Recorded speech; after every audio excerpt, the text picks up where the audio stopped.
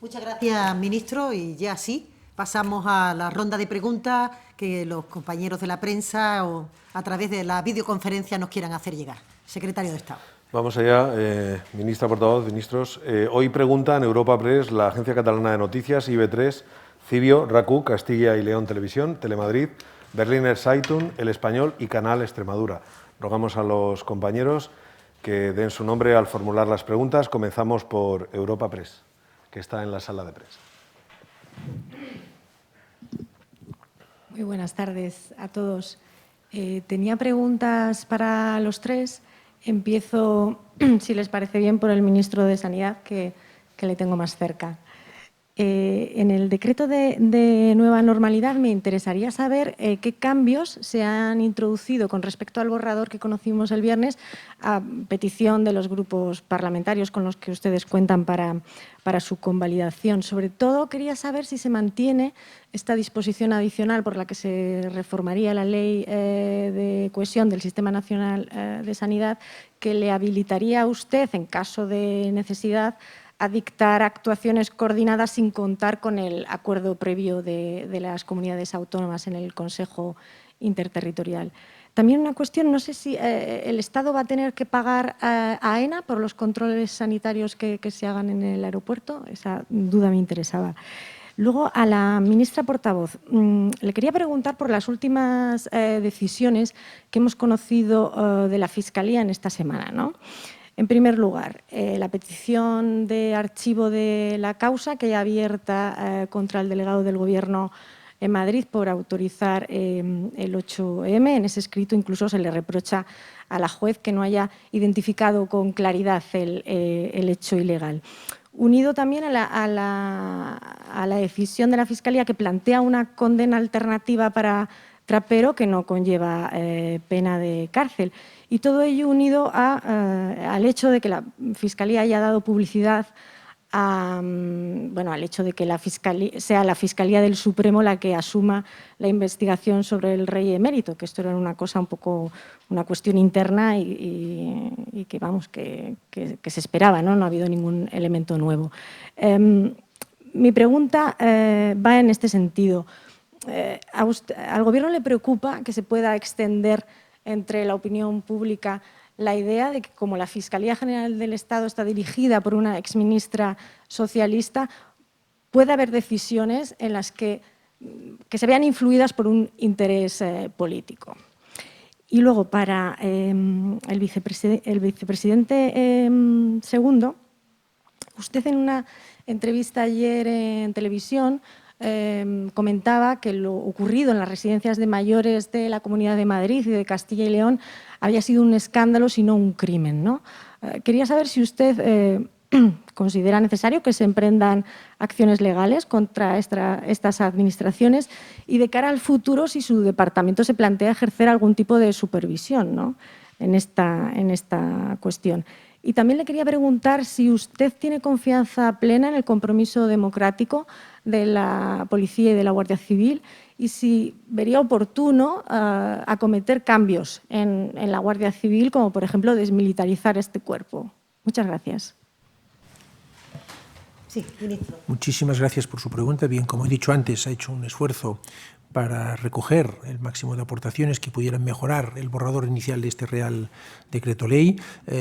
Por ejemplo, ha habido peticiones en el sentido de precisar hasta cuánto estará en vigencia el mismo. Lo he especificado en mi intervención inicial, hasta que el Gobierno tome la decisión motivada previa deliberación de la Interterritorial del Sistema Nacional de Salud y con un informe del CAES de que se dan las condiciones para dar fin a esta etapa con estas medidas de nueva normalidad. Ha habido otras aportaciones, por ejemplo, tendentes a especificar la distancia interpersonal en 1,5 metros, en principio se dejaba entre 1,5 y 2 metros, y como usted dice, también ha habido aportaciones referentes a la disposición final segunda. Allí hacemos dos modificaciones de la Ley de Cohesión del año 2003, una de ellas definiendo las actuaciones de coordinación de salud y especificando que se pueden dar también estas situaciones en caso de de emergencia sanitaria, y otra en el artículo 65 bis en materia del deber de información y de proporcionar todos los datos y la información que sea requerida para hacer frente a la pandemia. Había también una aclaración en el sentido del régimen de funcionamiento de la interterritorial del Sistema Nacional de Salud. Era una clarificación que hemos estimado innecesaria y, por tanto, también en áreas de un amplio consenso ha decaído del texto final. Respecto a AENA, estamos trabajando muy bien con AENA, con Puertos del Estado, en la puesta en marcha de todos los mecanismos que serán necesarios para garantizar la salud de todas aquellas personas que visiten nuestro país y también de los ciudadanos españoles cuando estas personas nos visitan. Y efectivamente, como usted dice, se habilita a AENA y a Puertos del Estado para tomar medidas en materia de contratación, para reforzar todo el personal que será necesario para llevar a cabo estas medidas, y se establecen los mecanismos de cómo se va a compensar este desembolso que harán ellos en primer lugar.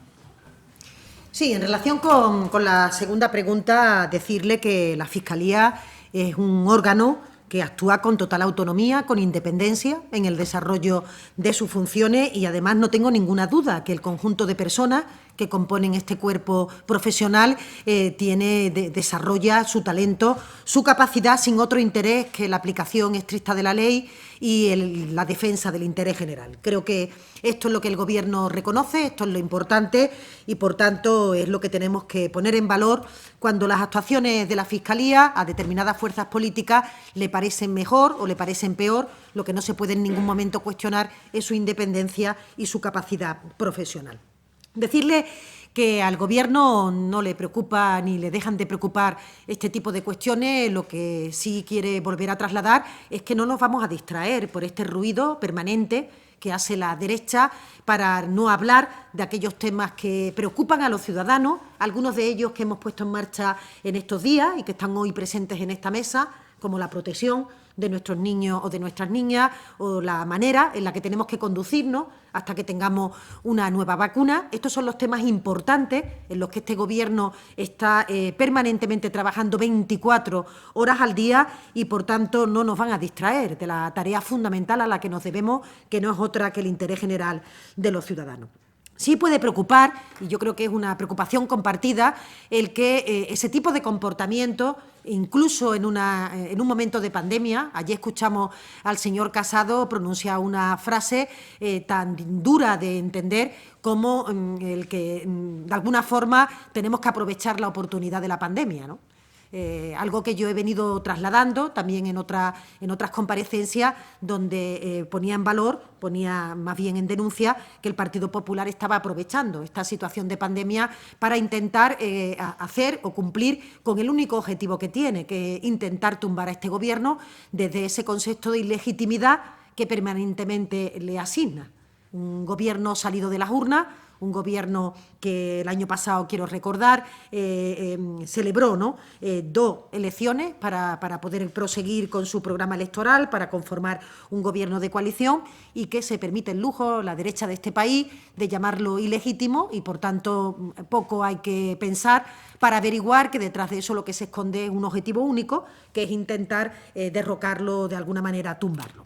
Así que lo importante y lo fundamental es que arrimemos todos el hombro, que los ciudadanos nos esperan en el diálogo, nos esperan en el debate. Tenemos unas cuentas públicas que formular, una comisión de reconstrucción en la que cada uno tiene que aportar sus ideas, y por tanto no nos distraigamos, estemos a la tarea, al bienestar general, y la Fiscalía tendrá que desarrollar su trabajo en su marco competencial, como siempre y en cada momento hecho.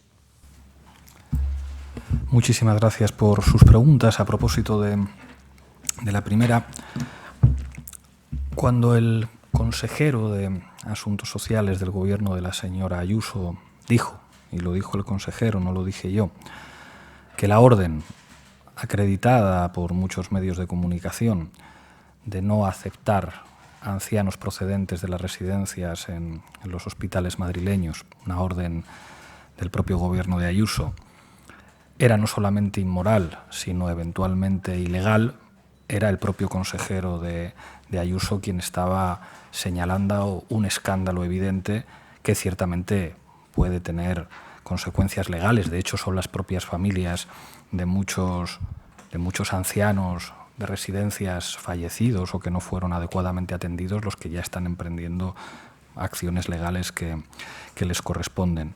Y, por supuesto, que la Vicepresidencia Social va a trabajar, como no hemos dejado de hacer en ningún momento, con las comunidades autónomas para facilitar que se elaboren protocolos sensatos. El trabajo que hicimos bajo la autoridad del Ministerio de Sanidad pues fue, en primer lugar, dar 300 millones a las comunidades autónomas, entre otras cosas, para que contrataran más personal en las residencias. Bajo la autoridad del Ministerio de Sanidad, declarar a los servicios sociales servicios esenciales para que tuvieran la misma consideración que los profesionales sanitarios. A través del Ministerio de Sanidad se dio la instrucción a las comunidades autónomas de que dieran la misma consideración a los trabajadores de las residencias que a los profesionales sanitarios a la hora de repartir los equipos de protección individual, y además aumentamos sus competencias para que pudieran intervenir e inspeccionar en su caso las residencias privadas. Creo que los datos están ahí y no merecen discusión, y es lógico pues que esto esté generando preocupación y escándalo. A propósito del compromiso democrático de Policía y Guardia Civil, solo faltaría, no hay ninguna institución en nuestro país, en el marco de la democracia, que pudiera permitirse un tipo de compromiso que no fuera democrático. Como sabe usted, la Policía y la Guardia Civil forman parte de la Administración del Estado y están lógicamente sometidas a los principios de jerarquía, y en ese sentido plena confianza en el trabajo del Ministerio del Interior y en el de todos los profesionales de las fuerzas y cuerpos de seguridad que trabajan para proteger y servir, lógicamente, desde los valores propios de una democracia. Y si en algún caso se produjera una situación que fuera objeto de un ilícito administrativo, civil o penal, pues para eso está la ley. Si alguien incumple la ley, pues el propio peso de la ley caerá sobre quien la incumpla, independientemente de quién sea, como en cualquier democracia. Me pregunta usted sobre las reformas y específicamente sobre la desmilitarización de la Guardia Civil. Si respondiera como líder de mi partido, le diría pues que el hecho de que los guardias civiles pudieran reunirse, pudieran manifestarse, pudieran sindicarse, como de hecho han reivindicado buena parte de las asociaciones profesionales de la Guardia Civil, pues como líder de mi partido me parecería muy bien. Como vicepresidente segundo del Gobierno, comprenda usted que sea prudente y no haga comentarios al respecto, porque competencialmente no me corresponde. Bien, tras las 8 preguntas formuladas por Europa Press, es el turno ahora de la Agencia Catalana de Noticias por videoconferencia. Adelante. Hola, buenas. Soy Gemma Tuber, de la Agencia Catalana de Noticias. Tengo 2 preguntas para el ministro Illa y una para la ministra Montero. La primera es para aclarar una cosa que ha contestado mi compañera en relación a lo del control de las competencias por parte de Sanidad. He creído entender que en las negociaciones han decaído varios puntos. No sé si lo podría concretar, porque Esquerra ayer pedía una rectificación del decreto diciendo que era una usurpación de competencias y les pedía que rectificaran. No sé si eso es parte de la negociación que han mantenido con el PNV y con Esquerra, y si Sanidad no se plantea en ningún caso reasumir el control de las competencias en este ámbito sanitario. Y la otra pregunta para el ministro Illa es que después de leer los informes sobre el pase a la fase 2 de Barcelona y su área metropolitana, y también a la fase 3 de Tarragona, Ebra, el Pirineo y Arán, Sanidad alertaba que habían que extremar la prudencia, especialmente en Lleida, y también de riesgos de posibles rebrotes en residencias de ancianos. ¿Puede esta situación dilatar más los cambios de fase en Cataluña, las que están pendientes? Y para la ministra Montero, quería preguntarle que este fin de semana el presidente Torra, junto con otros presidentes autonómicos, criticaron el cambio en el reparto de fondos no reembolsables de 16.000 millones de euros para las comunidades autónomas. Usted ha hablado hoy de ello y Torra les ha acusado incluso de pretender asfixiar Cataluña. ¿Va el Gobierno a reconsiderar su posición al respecto? Muy bien, muchas gracias, Gemma, por sus preguntas. Bien, como he explicado, nosotros este Real Decreto lo hemos querido hacer con el mayor número de aportaciones para que el texto fuera mejorado de lo máximo posible, y en particular lo sometimos a la consideración de las comunidades autónomas que han hecho sus aportaciones. Nunca ha habido una pretensión de invasión de competencias, todo lo contrario, estamos en un proceso de desescalada y, por tanto, en la fase 3 ya hay una gobernanza plena por parte de las comunidades autónomas, viniendo como veníamos de unas fases de cogobernanza. Por tanto, nunca ha habido esto y efectivamente hemos estimado oportuno, en los términos que he explicado antes, hacer decaer el artículo 73 porque esto generaba algún tipo de confusión y nuestra voluntad es justamente a la contraria, el dejar las cosas claras. No hay ninguna invasión ni recorte de competencias, todo lo contrario, una nueva etapa de nueva normalidad en la que seguirán vigentes en los términos que he explicado y que recoge el Real Decreto Ley algunas de las medidas que estaban vigentes durante el estado de alarma. En cuanto a los informes que hemos hecho públicos de la fase 2, bien, pues ustedes han podido ver en el ejercicio de transparencia que hace el Gobierno aquellas consideraciones que se hicieron a las distintas peticiones de fase 2. Yo creo que las comunidades autónomas, en particular la de Cataluña, han actuado con carácter general con mucha prudencia y fruto del diálogo que hemos ido teniendo, aquellas cosas que hemos puesto en común se han ido corrigiendo. Vamos a ver las peticiones que hace la Comunidad Autónoma de Cataluña para progresión de fase el lunes que viene, las analizaremos, vamos a estudiarlas técnicamente, vamos a celebrar, como siempre hemos hecho, las reuniones bilaterales y fruto de este análisis tomaremos las decisiones que sea más conveniente y más oportuno en atención de la situación epidemiológica que presente cada una de las unidades territoriales.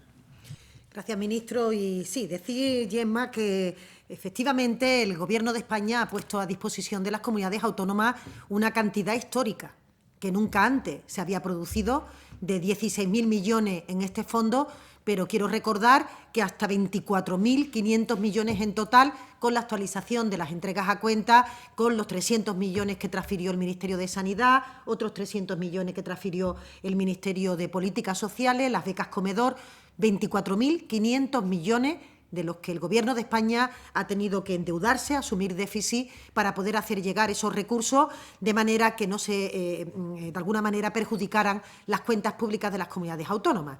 Decir que además esos fondos no tienen un destino cualquiera, son fondos que van dirigidos a dos de los grandes emblemas de este Gobierno progresista, como son la sanidad y la educación. La obligatoriedad de que todos podamos proteger la salud de las personas, sobre todo en una situación de pandemia, y que el comienzo del curso escolar se pueda desarrollar en las mejores condiciones posibles y, por tanto, también protegiendo a los niños con más complejidad, a los niños más vulnerables. Esto es lo que ha hecho este Gobierno. Entonces, a partir de ahí, llama la atención, ¿no?, que algunas comunidades autónomas puedan entender o puedan ver que tenían unas expectativas respecto a la reflexión de fondos que no se culmina con lo que el Gobierno de España acaba de plantear. Yo he dicho estos días, cuando me han preguntado, y lo quiero insistir, que probablemente el mejor síntoma de que el reparto de los fondos ha sido un reparto equitativo y justo es que ningún territorio está plenamente contento con el reparto de los fondos. De manera que si se hubiera producido el reparto a medida de un territorio, eso hubiera sido a costa de otro. Y, por tanto, en este momento la distribución es la que permite una simetría, una igualdad, una equidad en el conjunto del territorio, donde las comunidades que van a tener más impacto de la pandemia van a cobrar más que las comunidades que no lo tienen, pero donde el criterio de población tiene también un efecto, porque no se trata solo de atender a las personas enfermas, se trata también de tener un sistema de atención primaria a punto para detectar los casos, para buscar a las personas que han podido ser fruto del contagio, o necesitamos que nuestro curso escolar comience con unas condiciones que permitan mantener las condiciones de nueva normalidad que el ministro de Sanidad comentaba en el día de hoy, sobre todo el de la separación a la hora de impartir las clases o de cursar los estudios. Por eso creo que la expresión del señor Torra respecto a que se asfixia a Cataluña, pues me recuerda otras expresiones que ha utilizado el presidente Torra en otros momentos respecto a la relación de Cataluña con el Estado, y me cuesta trabajo asumir o pensar que, a pesar de que se pone este dinero, este conjunto de dinero encima de la mesa, el presidente Torra siga diciendo que España no trata o no aborda de manera equitativa a Cataluña con el resto de comunidades autónomas. Ese asfixia a Cataluña recuerda mucho España nos roba, y, por tanto, creo que no tiene para mí mí más valor que ese descontento permanente que el señor Torra quiere mostrar para seguir empeñado en esta lucha política que en este momento tiene, como ustedes entenderán, importancia para el conjunto del país, pero que estamos concentrados en la lucha contra el coronavirus y este dinero es necesario, es importante para Cataluña para poder cubrir las necesidades de gasto que esta pandemia ha podido ocasionar. Es el turno ahora de IB3. Adelante. Hola, buenas tardes. Aquí Cristina Sastre de IB3, la radio y televisión pública de Baleares. Me gustaría preguntarles por qué Baleares pueden poner en marcha a partir de este lunes y 15 días antes de que abran las fronteras españolas un plan piloto con turistas alemanes y, por ejemplo, Canarias no. Me gustaría saber si esto se debe al tipo de contención de la pandemia que ha hecho Baleares. Por otro lado, es verdad que si funciona este plan piloto con turistas alemanes en Baleares, a lo mejor se podría abrir también a otros mercados. Me gustaría saber si esto es posible y cuáles. Por otro lado, también una pregunta para el ministro de Sanidad. Ministro, a 48 horas de la vuelta de la Liga de Fútbol, con toda la polémica sobre la asistencia o no de público en los estadios, ¿cuál es la posición de las autoridades sanitarias a este respecto o al menos su recomendación? Y una cuarta y última pregunta. ¿Pueden confirmar si al final habrá o no operación Paso del Estrecho? Muchas gracias. Ministro, las tres primeras. Pues muchas gracias, Cristina, por tus preguntas. Bien, la Comunidad Autónoma de Baleares ha planteado a través del Ministerio de Turismo un plan piloto en el ámbito del turismo. Ha sido analizado, en lo que compete a mi ministerio se han hecho las observaciones oportunas y no hay ningún inconveniente para que se ponga en práctica, como así me parece que es la decisión que se ha tomado finalmente y servirá pues para empezar a ver y a rodar todos los sistemas que habrá que tener muy presentes y operativos para abrir nuestro país de forma segura al turismo, que como ustedes saben es un sector muy importante en la actividad económica, no solo de Baleares, sino del conjunto de España. Otras comunidades autónomas tienen la posibilidad también de ponerlo en práctica en forma de plan piloto, si así lo consideran pertinente. Respecto a la Liga de Fútbol Profesional y a la Liga ACB, he explicado que en el Real Decreto que ha aprobado hoy el Consejo de Ministros se residencia en el Consejo Superior de Deportes la decisión en cuanto a las medidas de prevención que tienen que presidir estas dos competiciones. A mi juicio hay que garantizar la equidad en la competición, por tanto no puede ser que en unos sitios se haga de una forma, en unos terrenos de juego y en otros no. El Ministerio de Sanidad informará oportunamente y será, habiendo escuchado a los organizadores de la competición, habiendo escuchado al Ministerio de Sanidad, habiendo escuchado a las comunidades autónomas, el Consejo Superior de Deportes, en los términos que establece el Real Decreto Ley que hemos aprobado hoy, quien tenga que tomar la última decisión al respecto. En relación con la última pregunta, decir que estamos en diálogo, en conversación con otros países, fundamentalmente con Marruecos, y todo ello por un doble motivo. En primer lugar, porque África es un continente vulnerable para España y para el conjunto de la Organización Mundial de la Salud. Es un país que, como ustedes bien conocen, tiene tasas de pobreza importantes, cuenta en mucho de su estructura con una ausencia total de sistema sanitario y todos estamos preocupados con que se provoque una propagación del virus al interior de este país, con lo que puede conllevar, ¿no?, de enfermedad y de fallecimiento para personas que no tienen bien cómo protegerse. De hecho, la cooperación internacional de España está prestando especial atención justamente a que se puedan contar con medidas básicas que permitan por lo menos una primera frenada de lo que puede ser la expansión del virus.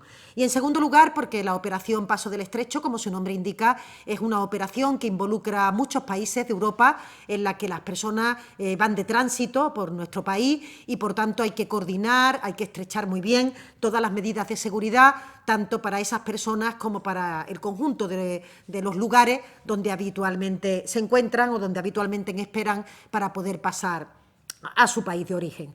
Todas estas cuestiones aconseja un diálogo estrecho con Marruecos y cuando las decisiones con este país estén adoptadas de común acuerdo estaremos en condiciones de poder plantear cómo y bajo qué premisa se puede plantear este año la operación Paso del Estrecho. Es el turno ahora para que pregunte Cibio. Adelante. Hola, buenas tardes. Aquí Eva Belmonte de Cibio. Tengo dos preguntas. La primera, hoy el Consejo de Ministros ha aprobado un decreto que mantiene algunas de las medidas sanitarias que se han aprobado en esta crisis, pero yo quería saber cuáles de las medidas sociales que se han aprobado se van a prorrogar, porque hay muchas, moratoria hipotecaria, moratoria de alquileres, cese de actividad para autónomos, que ya sea porque estuvieran vinculados al estado de alarma o no, porque el plazo se acaban en breve. Entonces, ¿qué medidas de las sociales aprobadas durante el estado de alarma se van a prorrogar? Y luego una pregunta muy concreta para el ministro Iglesias. El decreto del ingreso mínimo vital no llegó a desarrollar aspectos como cómo iban a ser esos incentivos al empleo o qué pasa con unidades de convivencia que no son familia. Entonces, me gustaría saber si tienen previsión de cuándo se va a aprobar ese reglamento para que se regulen esas cosas tan importantes. Muchas gracias. Sí, muchas gracias. En respecto a las medidas sociales, cada una de ellas en su norma de creación o de aplicación tiene el tiempo de vigencia. Me estoy refiriendo, por ejemplo, a que el ingreso mínimo vital que aprobamos es una prestación, un derecho subjetivo reconocido a la ciudadanía que ha venido para quedarse como prestación social, que por tanto tiene la vocación de que aquellas personas que lo necesiten, que estén incorporadas a un itinerario de inserción laboral, puedan garantizársele unos ingresos mínimos que se pueden compatibilizar con otras cuestiones, fundamentalmente para los hogares que tienen niños y que tienen niñas. Hay otras que son medidas que estaban asociadas justamente al decreto de alarma, porque las condiciones de confinamiento que tenía el decreto de alarma hacía o no permitía el que estas personas pudieran trabajar o el que no hubiera un consumo, una demanda necesaria en cada uno de los sectores productivos. Probablemente la más importante en este sentido, que han sido muchas, sería imposible enumerar todas ellas y sus tiempos de vigencia, pero quizás la más llamativa ha sido los ERTE, un mecanismo que está permitiendo mantener el empleo y que está permitiendo garantizar una renta, incluso para aquellos trabajadores que no tenían derecho a la prestación por desempleo o a aquellos trabajadores autónomos que no tenían derecho a una prestación por cese de actividad y que saben que el propio diálogo social justo ahora está trabajando en saber cómo y de qué manera se tienen que prorrogar estas situaciones más allá de la vigencia del estado de alarma. Así que cada una de esas medidas las anunciaremos en el momento en que ya haya acuerdo y donde ya haya una decisión adoptada respecto a si su continuidad va a ir más allá del estado de alarma. Algunas de ellas, por su norma de creación, decaerán con el propio decaimiento de la vigencia del estado de alarma.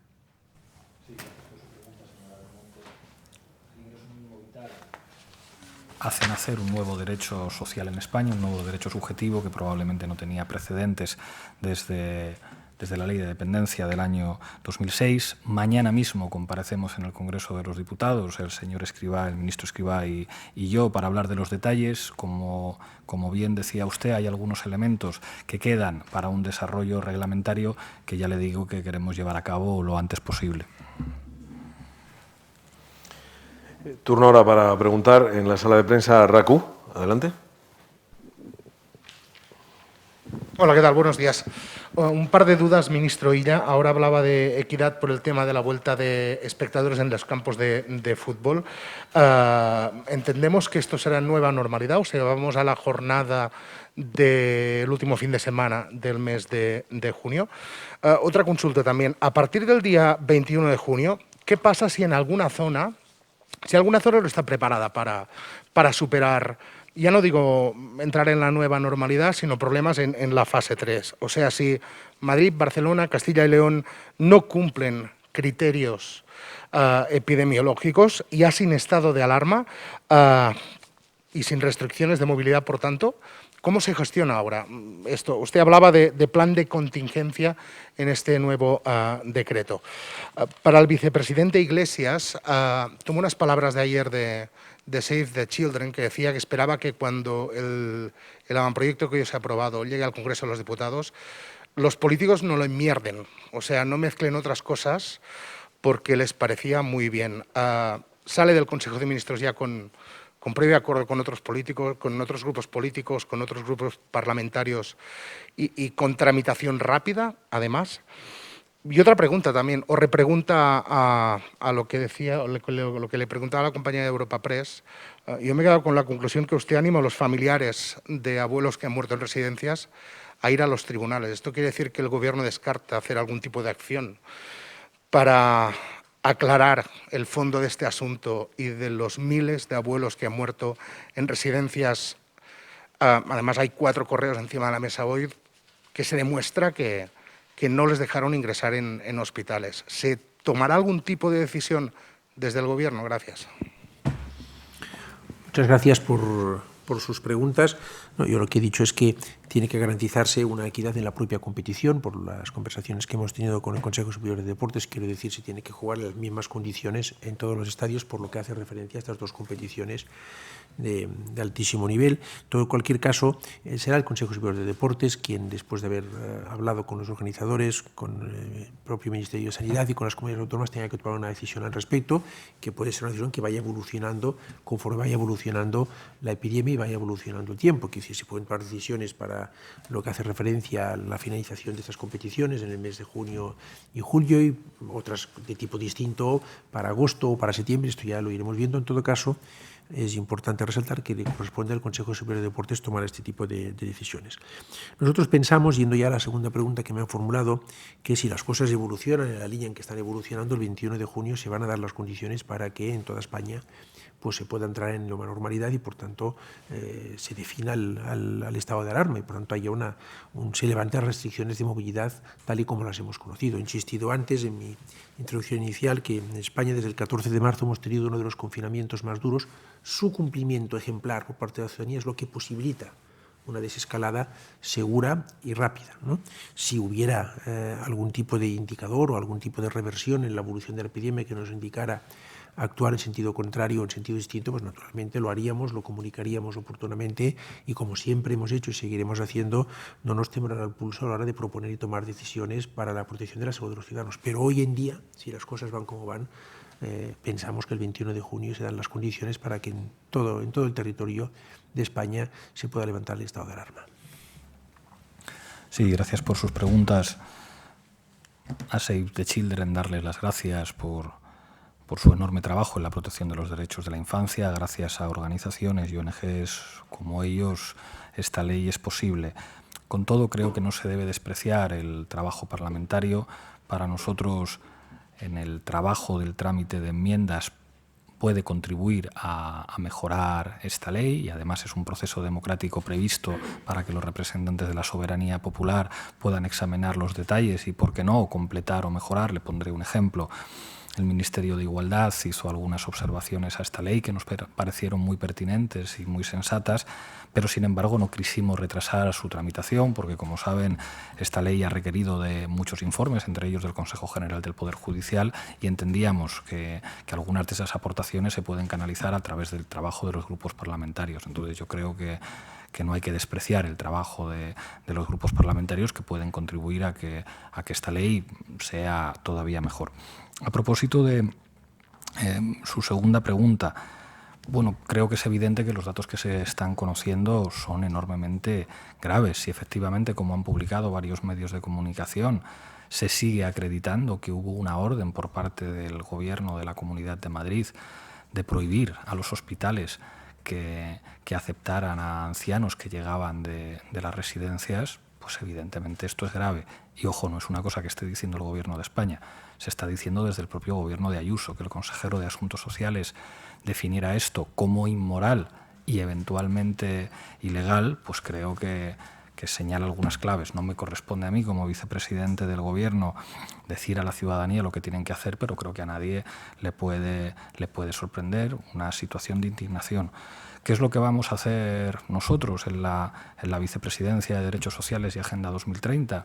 Seguir trabajando para establecer protocolos, seguir poniendo el acento en un modelo de residencial que ha demostrado muchos límites.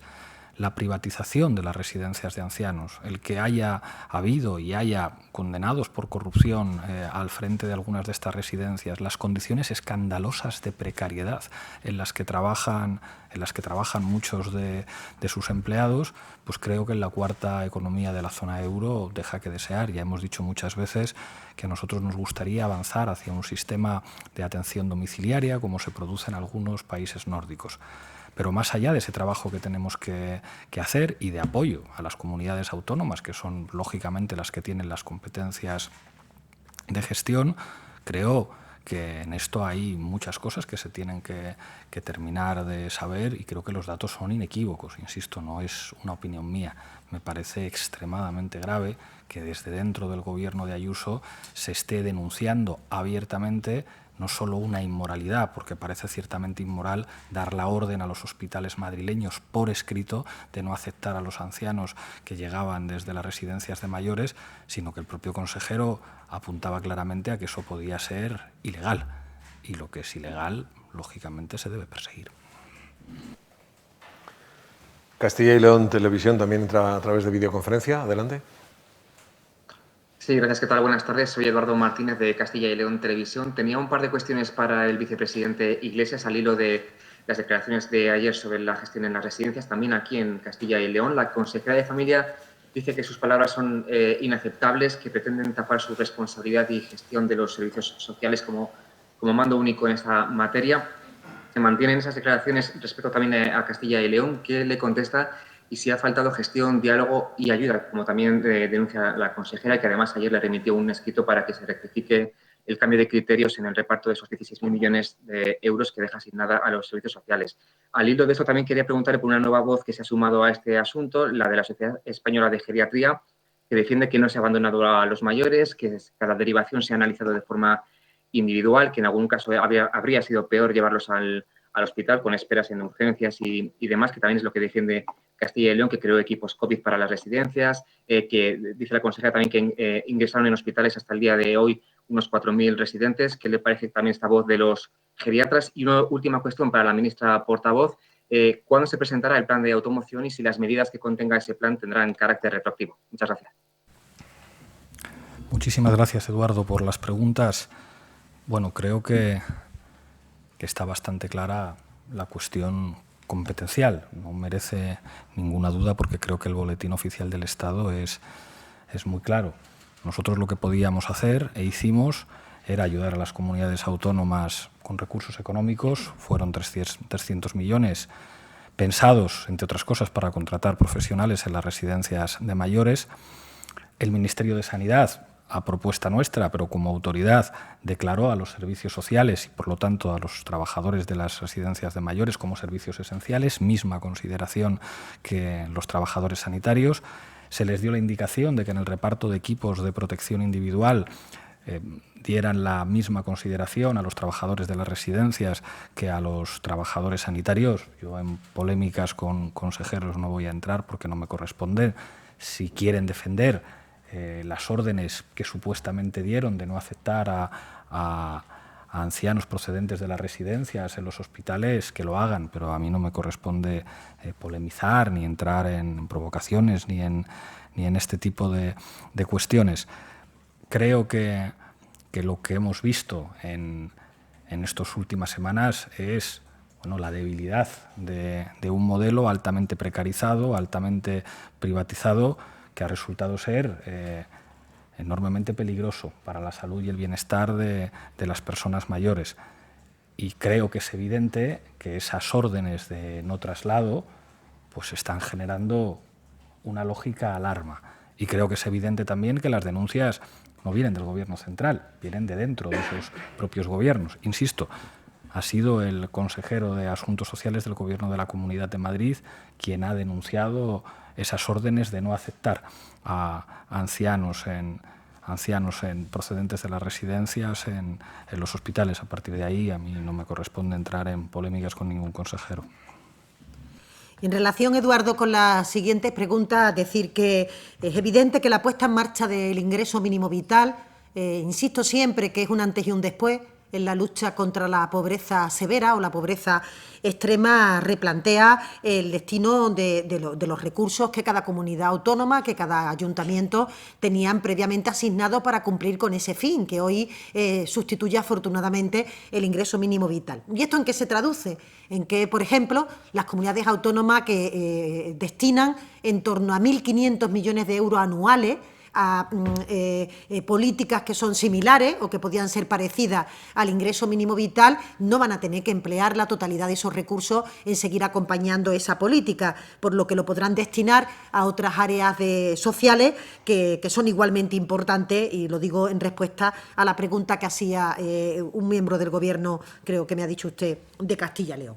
En relación con el momento del plan de automoción, en las próximas semanas. Es un trabajo que se está haciendo de forma interministerial, sobre todo con el Ministerio de Industria, el Ministerio de Movilidad Sostenible, Transporte y Agenda Urbana y el Ministerio de Transición Ecológica, un plan ambicioso que persigue reactivar este sector tan importante para nuestra economía y también para los puestos de trabajo, pero evidentemente desde la perspectiva de la nueva movilidad, desde la perspectiva de que tenemos que seguir trabajando para que nuestro planeta se pueda beneficiar de las políticas medioambientales, fundamentalmente en este caso de bajas emisiones de gases de efecto invernadero, y por otra parte de utilizar alternativas a la movilidad que superen las tradicionales y que por tanto incremente la demanda de otro tipo de vehículos que realmente son los vehículos que tienen futuro.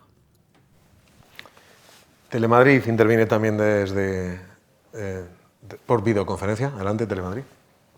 Sí, hola, buenas tardes. María Antonia de Telemadrid. Tengo unas cuantas preguntas para el ministro de Sanidad. Quería saber su opinión sobre ese informe del forense que está investigando el 8 de marzo y que hemos conocido hoy detalles en las que apunta directamente a Fernando Simón.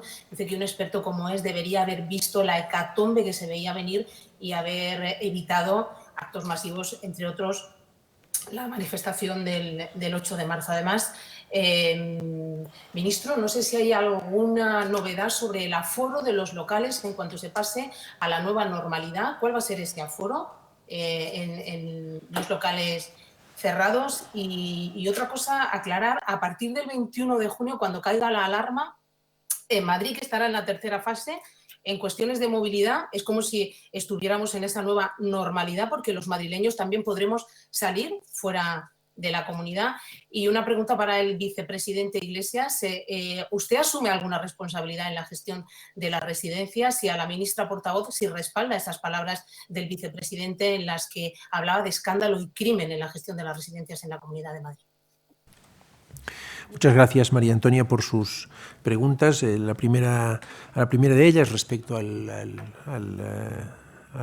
informe del forense sobre el 8 de marzo, pues no voy a entrar a valorar actuaciones judiciales en curso, ni voy a entrar a valorar un informe que no conozco. Simplemente le voy a decir que tengo total y plena confianza en el doctor Fernando Simón, que ha hecho un trabajo magnífico al frente del Centro de Coordinación de Alertas y Emergencias Sanitarias, junto con todo su equipo, y que quiero recordar, como he hecho ya varias veces, que España en ese momento estaba en fase de contención, no estaba en fase de mitigación, y que por tanto seguíamos todas las recomendaciones internacionales, y que de acuerdo con los casos que nos notificaban las comunidades autónomas no había en aquellos momentos evidencia de transmisión comunitaria sostenida en nuestro país. Había evidencia de transmisión comunitaria localizada, con brotes localizados, y por tanto estábamos, insisto, en fase de mitigación, y se tomaron las medidas en aquel momento, con la información disponible en aquel momento, las medidas adecuadas en relación también perfectamente alineadas y conformes con las recomendaciones de los organismos internacionales.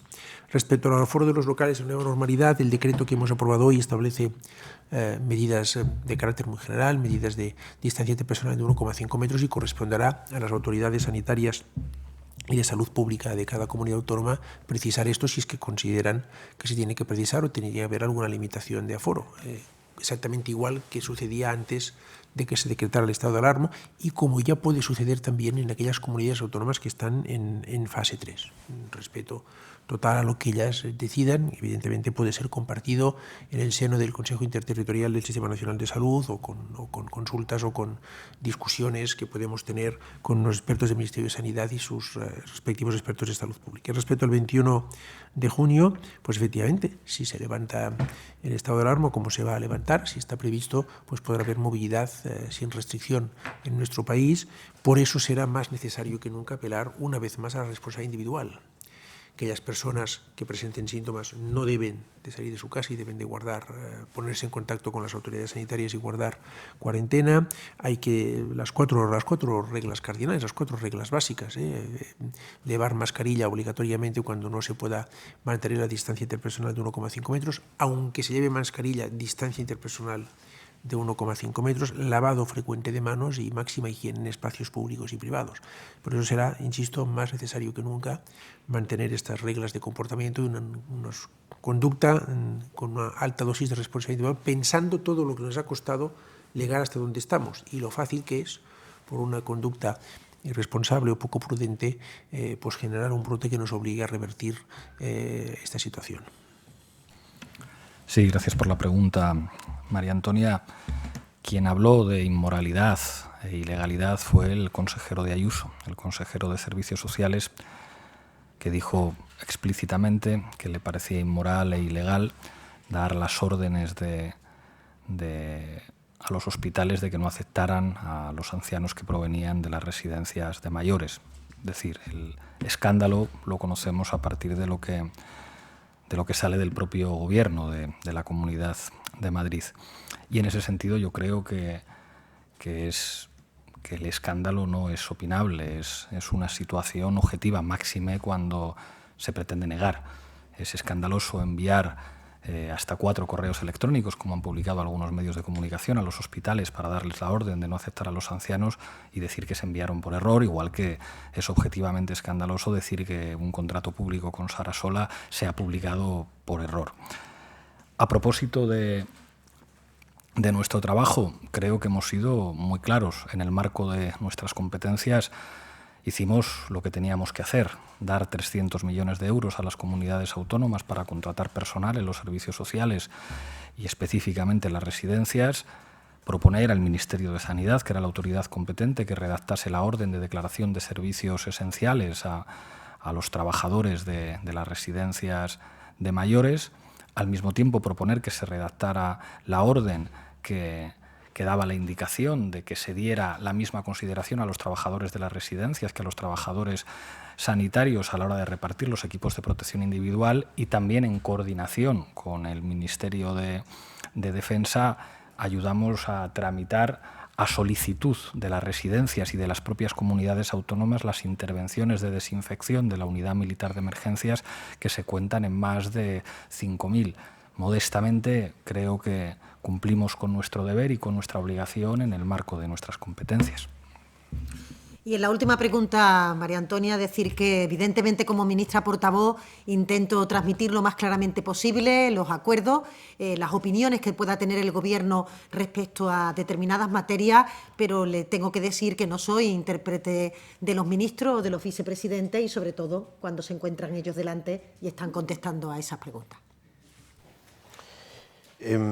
Ahora interviene el diario alemán Berliner Zeitung. Adelante.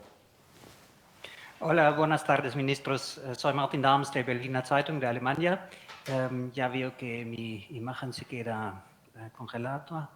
Yo creo que muchos alemanes tienen muchas ganas de España y podrán ir ya más de 10.000, parece ser, a Baleares a partir del 15. Yo me imagino que muchos españoles sentirán cierta envidia porque también tendrían ganas de viajar ya. Ahora, la consejera de Turismo Canaria, Yaiza Castilla, dice que le parecen que las medidas de seguridad todavía son insuficientes. Y ahora la interpreto. Yo creo que son 2 elementos que le parecen insuficientes. Por una parte, le encantaría que los pasajeros que lleguen a España se hagan un test antes y al parecer no está planificado. Y lo segundo es evitar el efecto rebote, lo llama, sería detectar y rastrear a posibles casos y que a lo mejor ese sistema no está todavía suficientemente bien montado, elaborado. Entonces tengo una pregunta muy concreta al ministro Illa sobre cuántos rastreadores hay en España y cuántos necesitaríamos para realmente poder evitar que en el momento de un brote, que eso no se convierta en una segunda ola. Gracias.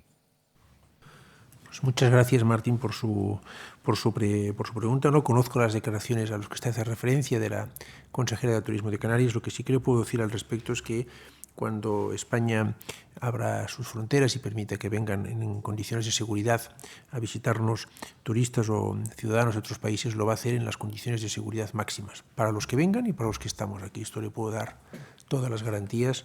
No jugamos ni a la precipitación ni a la improvisación, estamos trabajando justamente en este contexto.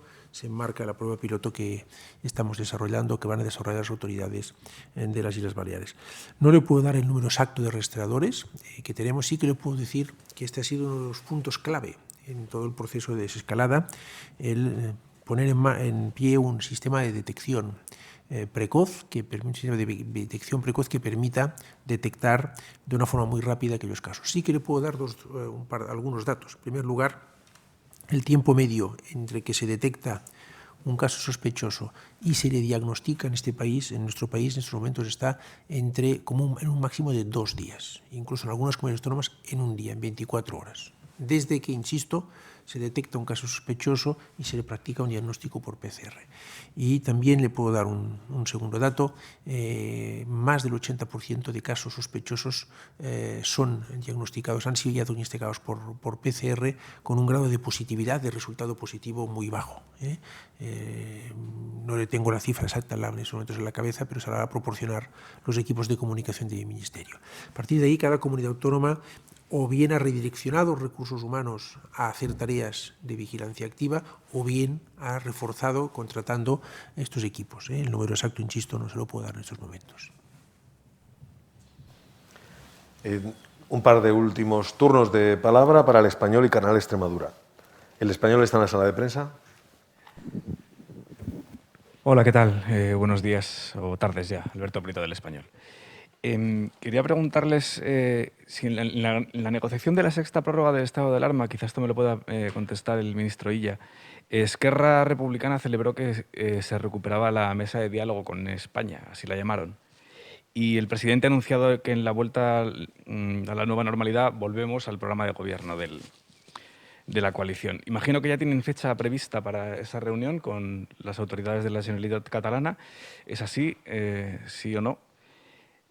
Esta es para la portavoz. Si ya estamos entrando en la nueva normalidad y salimos más fuertes, quizá podría aclararnos si siguen siendo necesarias las ruedas de prensa del presidente cada sábado o cada domingo y cuándo van a acabar. Y dos más para el vicepresidente Iglesias. ¿Va a mantener su costumbre de levantarse cada vez que intervenga Santiago Abascal en el Congreso? ¿Cree que hay motivos, como miembro de un gobierno emanado de las Cortes, para eso? ¿Pensó alguna vez, al llegar al Congreso hace 5 años, que alguien se lo pudiera hacer a usted? Y finalmente me gustaría que me dijera sí o no a si leía usted cada día los informes que, según los directores de las residencias privadas, tal como publicamos hoy en El Español, se enviaban cada día con los contagios y muertos dentro de las residencias de mayores a los ayuntamientos, las comunidades autónomas y la delegación de gobierno. Y si es así, ¿por qué no actuó como un mando único que fue usted desde el 19 de marzo, ante lo que usted califica hoy como un posible crimen? Gracias. Muchas gracias, Alberto. A mí no me consta ninguna fecha. Y en relación con la siguiente pregunta, yo creo que es absolutamente necesario que en un momento de vigencia del estado de alarma, como tenemos hasta el día 21, el presidente del Gobierno comparezca ante los ciudadanos, traslade las prioridades, con sus propias palabras sea capaz de expresar la tarea fundamental en la que la presidencia del Gobierno está trabajando y sobre todo cuando, como en las últimas comparecencias, procede de una reunión en la que se ha reunido con los presidentes autonómicos, con las máximas autoridades en el Estado responsables de la seguridad, de la salud, del bienestar de todos los ciudadanos. Yo creo que es bastante razonable y lógico que el presidente del Gobierno pueda transmitir con sus propias palabras en qué cuestiones hay que poner el acento y no creo que a nadie le moleste que el presidente del Gobierno, en un momento tan crítico para nuestra sociedad como este, se dirija al conjunto de los españoles. Así lo veo, así lo pienso, pero no le puedo decir cuáles son las previsiones y cuál es la agenda del propio presidente. Entiendo que se irá viendo a lo largo de los próximos días, pero particularmente, si me preguntan mi opinión, creo que mientras que esté vigente el estado de alarma en este país, que una vez a la semana el presidente se dirija al conjunto de los ciudadanos para transmitirle en qué momento nos encontramos, es que me parece obligado. Sí, gracias por sus preguntas. La derecha y la ultraderecha quiere llevarnos a este gobierno a un terreno de pataleta, de berrinche y de crispación para que no se hable de las cosas importantes que se tienen que hacer en este país y que este gobierno va a seguir haciendo, y por mi parte no voy a entrar en ninguna polémica. Respecto a su segunda pregunta, bueno, quien ha hablado explícitamente de ilegalidad e inmoralidad ha sido, como ha escuchado usted, el consejero de Asuntos Sociales del gobierno de Ayuso, que dijo literalmente que la orden a los hospitales de que no aceptaran a ancianos procedentes de la residencia, una orden que provenía del gobierno de la Comunidad de Madrid, que era, como usted sabe, el que tenía todas las competencias, le parecía inmoral y eventualmente ilegal. Respecto a los informes que llegaban de las diferentes instituciones y de las comunidades autónomas, claro que los conocíamos. Y en el marco de una división competencial muy clara, en el que la vicepresidencia segunda nunca tuvo ningún mando único. Las órdenes, de hecho, las redactaba el Ministerio de Sanidad, aunque fuera propuesta nuestra, y lo que hicimos ahí fue precisamente aumentar las competencias de las comunidades autónomas. No solo tenían las competencias aumentadas, porque además les dimos la capacidad de intervenir en las residencias privadas, les dimos 300 millones, declaramos a través del Ministerio de Sanidad, que era en este caso la autoridad que encarnaba el mando único, la consideración de servicios esenciales a los trabajadores de las residencias de mayores para que tuvieran la misma consideración que los trabajadores sanitarios, y la instrucción de que en el reparto de equipos de protección individual que llevaba a cabo en el marco de sus competencias las comunidades autónomas le dieran la misma consideración. Yo creo que es evidente quién tenía la competencia y quién tenía la responsabilidad en este caso sobre las residencias. Finalizamos con la intervención de Canal Extremadura. Adelante. Tirso Rodríguez Asensio para Canal Extremadura.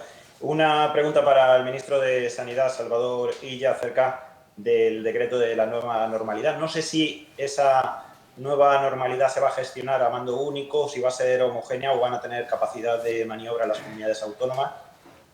También desde Extremadura, otra pregunta, estamos muy pendientes, además de la apertura de nuestra frontera provincial, estamos también pendientes de la frontera portuguesa. No sé si hay fecha prevista, si hay negociaciones con el gobierno luso o fecha prevista para anunciarlo.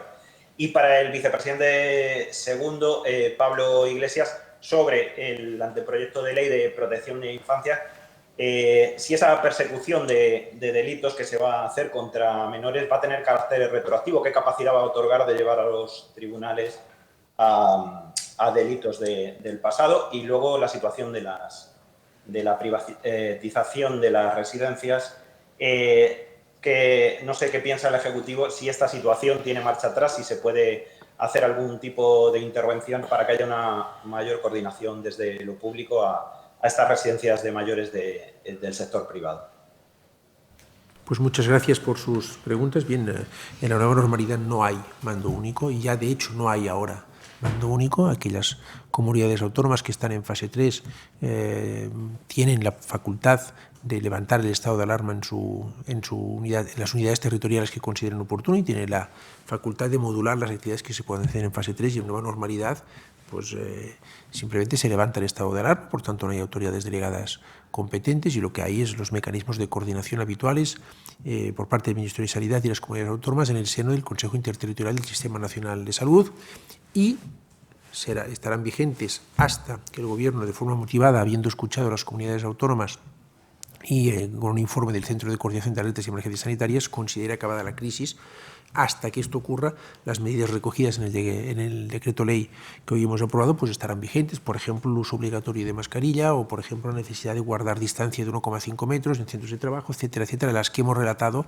y las que tienen ustedes en el Real Decreto al que ha dado luz verde hoy el Consejo de Ministros. Respecto a las fronteras, bien, las autoridades sanitarias de su comunidad autónoma, de la Comunidad Autónoma de Extremadura, en concreto el consejero José María Vergeles, tiene una actitud muy prudente, cosa que yo celebro, y ha decidido no solicitar o no adoptar la movilidad entre la provincia de Cáceres y Badajoz hasta, me parece que es el lunes que viene. Esto evidentemente lo respetamos porque es una actitud que en fin, él decide, supongo que habiendo deliberado con su gobierno, tomar esta decisión. Y respecto a la frontera con Portugal, los colegas del gobierno de Interior y Asuntos Exteriores están en contacto con Portugal para ver de qué forma y en qué plazos y de qué manera podemos abordar el tema de la apertura de fronteras. Esto se va a hacer en coordinación, insisto, con las decisiones que se tomen a nivel europeo, y en ese sentido mis colegas del gobierno, los que le he mencionado, están trabajando en esa dirección.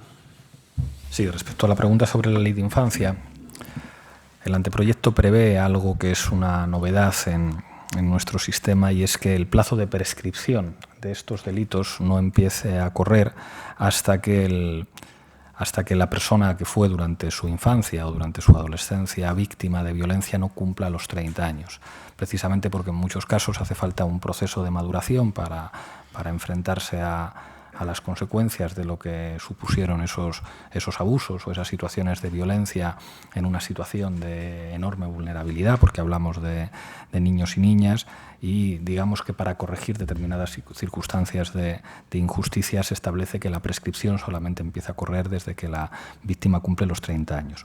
A propósito de las privatizaciones y el sistema de residencias, ya decía antes que creo que sería lógico que nuestro país recorriera el camino de los países nórdicos, que han apostado por sistemas de atención domiciliaria que se han demostrado no solamente en muchos casos más eficaces, sino mucho más adecuados para proteger tanto el deseo de las personas mayores como sus condiciones de bienestar, y es un compromiso de la Vicepresidencia Social trabajar para que caminemos en esa dirección.